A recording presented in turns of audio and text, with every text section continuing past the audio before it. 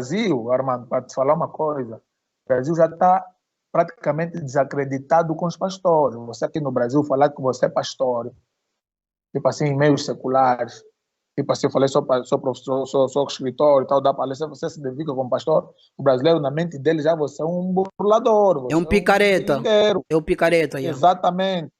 A O ponto de Brasil, termos na pessoas que verdade, vão estar... pastor Cianoco, o Brasil está saturado com esses Exato. charlatãs que, sim, com esses charlatãs que o Você tempo está todo vendo, andaram a enganar milhares de pessoas. Tá vendo? Só que agora, você está quando vendo. deparam-se com um pastor, pensam que esse pastor também é picareta e falhando mesmo o saco.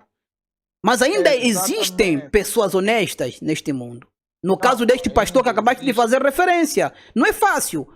O pastor, você não Não tinha só ele, nada. que ele já é falecido. Yeah, Só quando eu cheguei, já estou com um outro pastor que também é amável. Assim, o Brasil tem dois polos. Eu tenho falado com o pastor Osvaldo. O pastor Osvaldo, ele ama muito o Brasil, né? Eu também amo, mas ele yeah, diz que o Brasil é o paraíso dele em terra. Então, no sentido dele, não consegue ver nenhum erro.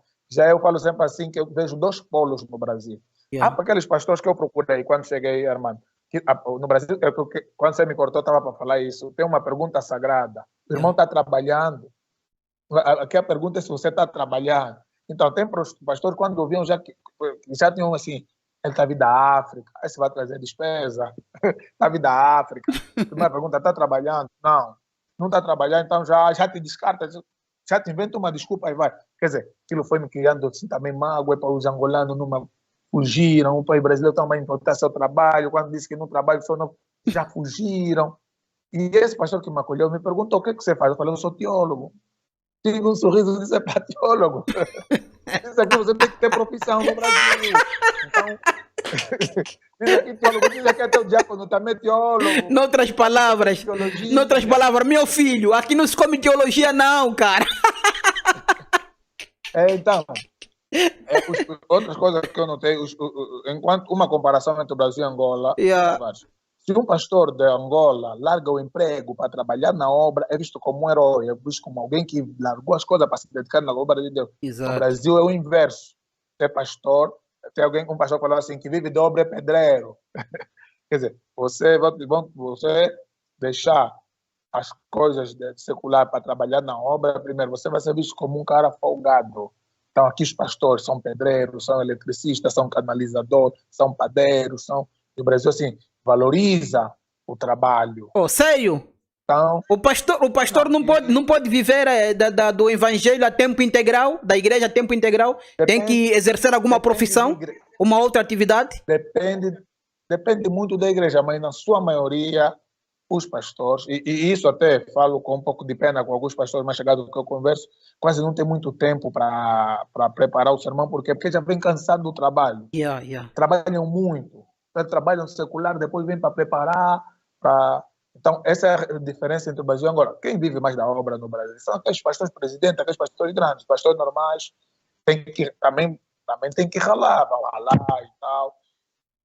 E eu em Angola, antes de vir para cá, vivia mesmo assim da teologia, ensinar teologia, vender os meus livros.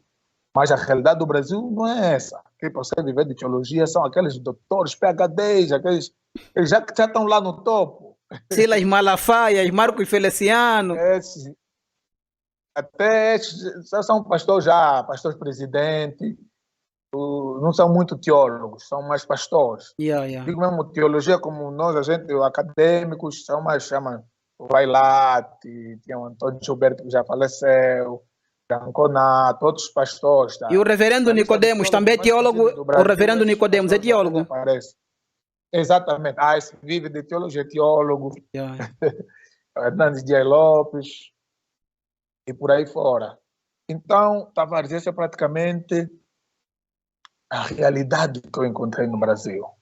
Pastor Cianoki, na tua abordagem, Alguns. um momento só, Pastor Cianoki, na tua abordagem, eu começo a entender que o Brasil é um país mais difícil do que Angola. Tá vendo? Bem, Sim, não, na tua abordagem eu começo a entender que o Brasil não é moleza, não é moleza não. É um país mais difícil do que Angola. Por que eu digo difícil? Não em condições de, digamos assim, de economia, em condições de desenvolvimento. Digo que é difícil porque as pessoas no Brasil são mais, digamos assim, mais dinâmicas, não é? Mais dinâmicas e elas têm mesmo que se virar. Já Angola, aquilo que fizeste menção, Angola, um pastor se larga o emprego para se dedicar no evangelho, esse pastor é aplaudido. No Brasil, pastor, segundo a tua abordagem, não é? No Brasil, o pastor não pode depender em 100% do evangelho. Tem que trabalhar, procurar emprego, exercer alguma profissão, alguma atividade.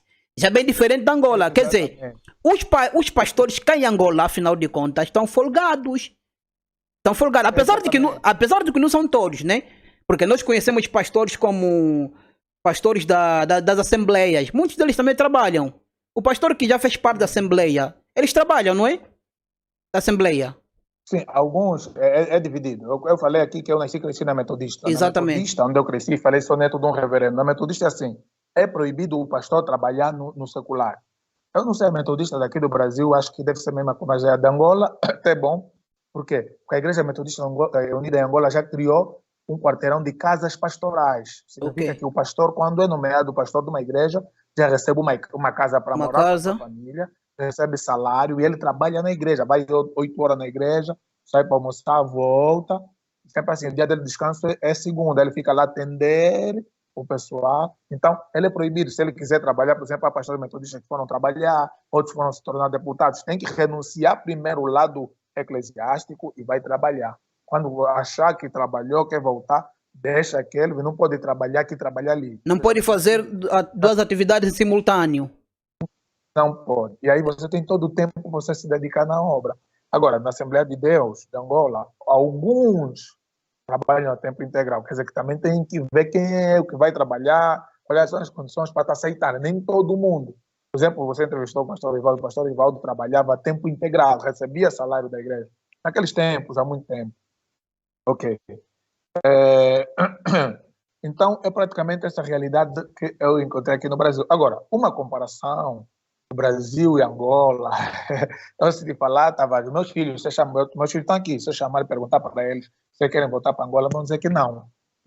Então, quer dizer que o Brasil tem certas vantagens que Angola não tem. Primeira vantagem. Quais são essas vantagens? Primeira vantagem que o Brasil, o saneamento básico. Você viu, eu vi a chuva que se bateu aí agora. Quer dizer, o saneamento básico do Brasil, o Brasil já conseguiu resolver esse problema.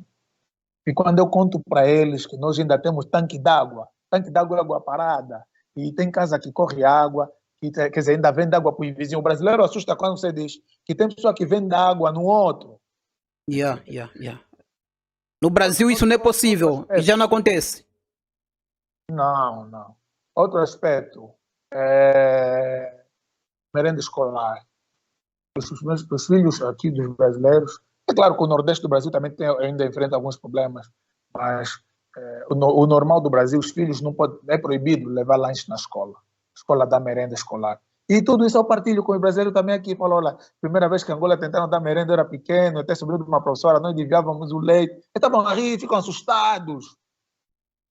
Não dá certo. Agora você tenta implementar merenda escolar na escola, não vai dar certo, não dá certo. Quer dizer, precisa primeiro de uma organização. O Brasil já ultrapassou determinados problemas. O caso da merenda escolar, o caso, por exemplo, você viu Angola, as pessoas sentarem no chão, no banco.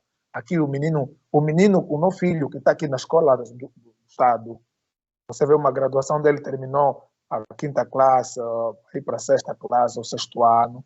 Quer dizer, em Angola seria alguém que está na escola portuguesa, seria alguém de classe alta. Eu, se volto em Angola, não tenho condições para dar nos meus filhos as condições que ele aqui tem, que eu não gasto, que é o normal. O Estado é que custeia? A creche você não paga. Em Angola não existe creche gratuita. Mas é custeado pelo Estado, não é? É o governo que dá a merenda escolar, aqui tem a creche gratuita, o SUS, que é o Sistema Único de Saúde, para você fazer consultas, até existem pessoas que até que fazem cirurgia pelo SUS. Quer dizer, existem doenças que se você tem em Angola, você vai sucumbir, não vai aguentar, mas aqui você vai resolver de boa. Pastor Sianoki, tratar os dentes. Pastor Sianoki falou sobre a implementação da merenda escolar cá em Angola. Disseste que se quisesse implementar a merenda escolar cá em Angola não daria certo. Por que não daria certo? Já tinham implementado no tempo estudávamos, eu estudava a quarta classe. Sim. Em Angola Isso em dava que ano? Em que ano, pastor também. Cianoc? Em que ano?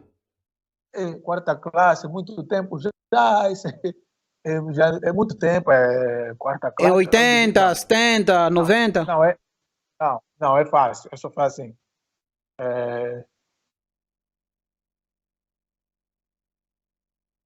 Em 97, 98. 97, 98. Haviam implementado a merenda escolar.